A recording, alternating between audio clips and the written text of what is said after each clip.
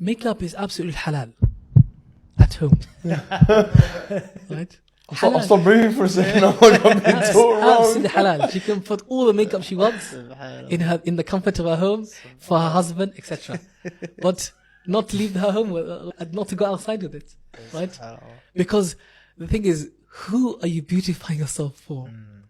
You know, the people that you should be beautifying yourself for, the only person you should beautify yourself for is your husband. Right? Why do you need to show your beauty to others? And it goes back to what I said earlier, which is that the Prophet ﷺ told us that the curse of Allah Tabarak wa Ta'ala is upon a woman who goes out and beautifies herself. The curse of Allah is not an easy matter. What does it mean that the curse of Allah is upon you? It means that Allah will distance you or expel you from His mercy. That's what it means that the curse of Allah is upon that person. We are in dire need of the mercy of Allah Azza wa Jal. Are we going to let just a bit of a desire that I want to look a certain way, etc., completely banish us from Allah's mercy? It's not worth it.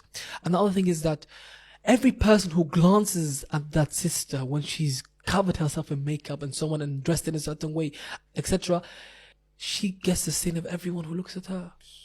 And if you're causing people to look your way and so on, you know, there's this thing that the people say, you know, you should lower your gaze anyway. But if you're if you're the one causing fitna, you share a part of that sin. You can't just tell people look away when you are attracting that attention.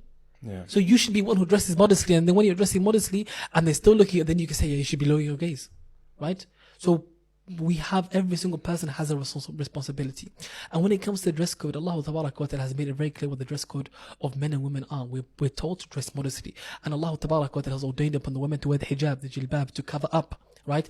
To not wear anything tight, to wear a garment that covers the whole body. The only things that are allowed to be exposed are her face and her hands, right? And even that is something that the scholars differ upon. But let's say that you follow the opinion that it's okay to expose that, okay, but everything else should be covered. Meaning that you should not wear anything that's revealing. You should not wear any clothes that are tight on the body, that show the shape of the body.